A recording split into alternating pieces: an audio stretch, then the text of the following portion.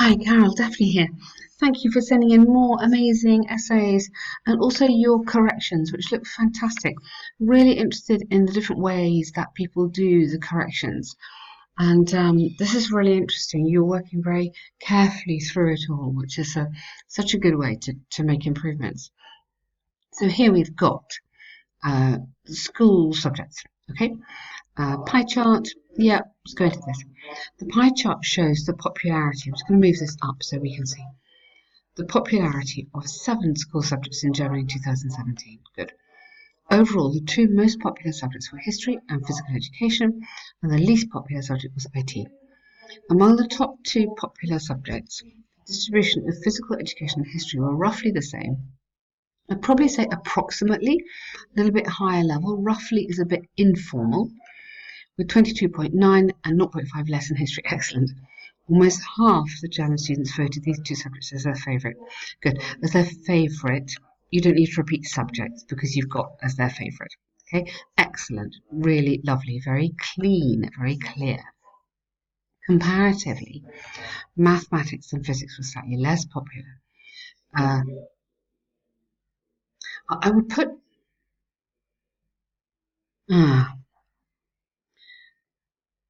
I would put maybe comparatively the 3rd and 4th subjects, maths and physics, are slightly less popular with this. So I'd move this. So I'd put here comparatively the 3rd and 4th subjects, maths and physics, are slightly less popular. Okay, move that up there. Otherwise, the sentence, the kind of coherence doesn't quite work. These 2 subjects added together, past tense there, with physical education and history, occupied over 3/4 of the whole pie chart. Very good. The popularity of geography was past tense, careful. Only approximately 1/3 that of physics, which consisted of 6.4, whereas a similar figure was seen in biology, with only 0.5% higher. Good. In contrast, only 3.7 chose IT as their preferred subject, which became the least. Became maybe registered as the least popular among all. Okay, the number of students number of students who chose PE as their favourite subject was again past tense, over 6-fold more than that of IT. Yes, fantastic. I mean, you write so well. This is very clear, very concise. You've absolutely nailed it. I mean, you've got all the right information in here, and you've written it very nicely. Very good style as well. So, task achievement, absolutely excellent. Coherence, extremely good. Really runs me through it very neatly.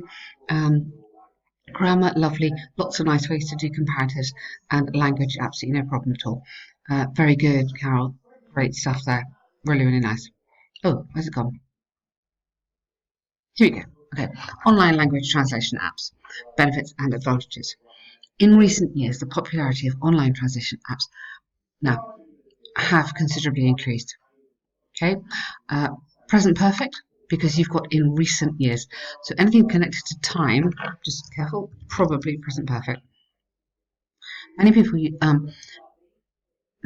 use them on a daily basis and connect this. It's very short, that sentence. And I believe the advantages of using these apps are far more than the disadvantages. Yeah, are far more than any small disadvantage or something. Just put in something there. I'm not quite sure what, but just put in something there. Because otherwise it's a little bit of an empty sentence. Do you know what I mean? You can just add a little adjective and it completely transforms it.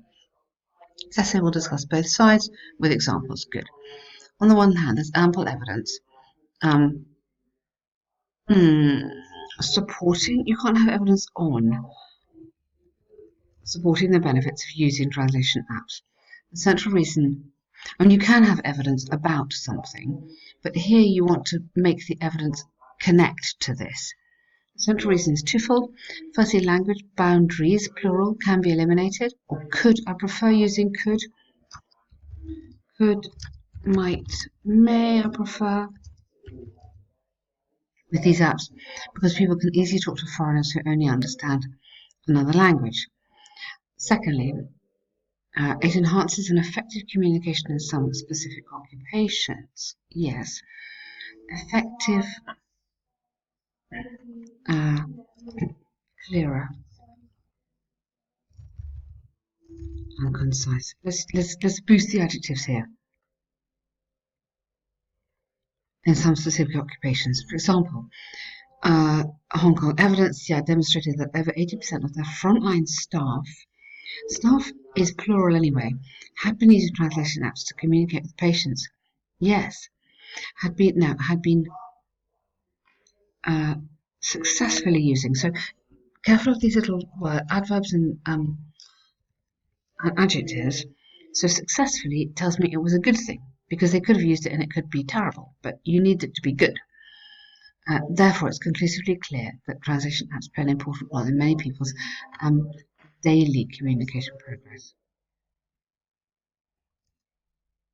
Yeah, you see what we're doing? Just making sure we're adding little words which support the direction of your argument. It helps the coherence and it helps the lexis, obviously. On the other hand, comma, although a lot of people don't use a lot of, many is better. Found translation apps. Now, found, you want past tense here or find present tense? I think you might want present tense. Improves their social ability. The impact cannot be overlooked. Now, the negative impact you want because you're changing direction here, yeah?